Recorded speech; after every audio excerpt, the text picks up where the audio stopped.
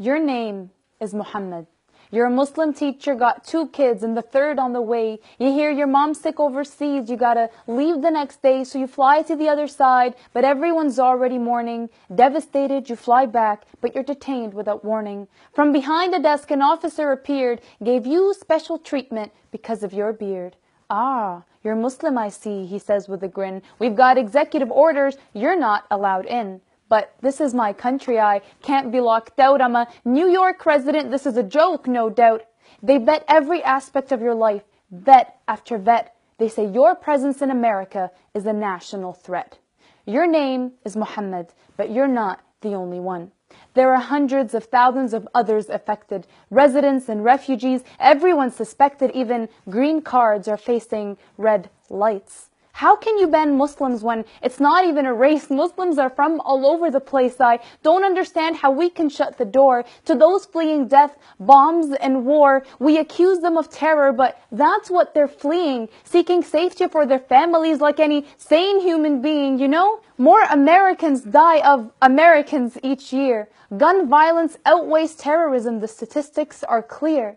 Less than 1% of Americans die of terrorist attacks compared to guns, which are technically also terrorist attacks. Majority of crime in America is caused by white Christian men, but they're just mentally unstable, a lone wolf time and time again. But a lone wolf plus another equals a pack. But somehow, they're never suspects of future attack. If you want to end refuge, then the meddling must stop. If you leave other countries be, the asylum will drop. You want to stop refugees? Then stop the war. Stop funding weaponry, pull away your core. The U.S. is the world's #1 weapon supplier. Is making money or making peace the ultimate desire? You see, when it gets too cold, birds start their migration. They find someplace warm in any other nation, because if they stay in the cold, they'll literally die. They need somewhere safe where they could live and fly. So they head down south to any country on the way, and just like that, they're welcome to stay. You never see the home birds scream and shout, "There's no room for you, kick 'em out."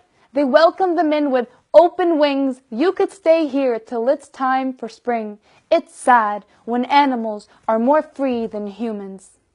Borders are just lines on a map drawn by hand. You say, "God bless America," but forget it's his land.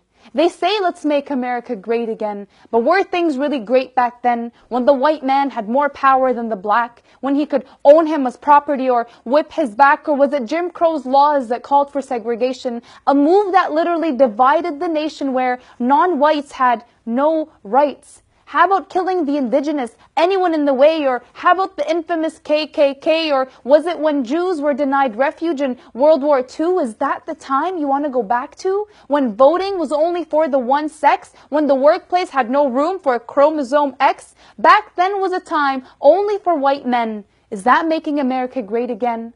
America was great when they ended these acts, not when they created them. Not when the land of the free puts chains on freedom. We're an educated generation. We won't let history repeat. Injustice never wins. We won't accept defeat. Though it's a time of concern, there's lots of love in the air. There's so much faith in humanity, so much care. Because people are not numbers. We are not labels. Muslims aren't terrorists. Blacks are not thugs. Mexicans aren't rapists who smuggle drugs. Fear happens when people fail to see that you're actually just like me. We have to see each other for who we are. We eat the same food, drive the same car. We both have kids who drive us crazy. We all have weekends when we're lazy. We all hate spiders, cold coffee, and lines, and we're not a fan of parking fines. We follow the same shows on our TV. We like reading a good book under a tree. We dread shoveling when the snow hits hard. We have barbecues in the backyard. You get your wife flowers? Well, so does he. And we all love a nice warm cup of tea. We love it when Nana makes a home-cooked pie, and when we watch The Notebook, we always cry. You see, you and I, we're a lot alike. I may be Muhammad, you may be Mike. Our lives are more similar than you think. Our humanity is our common link. We have the same pleasures and the same fears. The same things make us happy. The same things bring us tears. So let's be more than just social media activists. Let's actually get social and act. So no, I am not a security threat. We're just friends who haven't met. At least, not yet.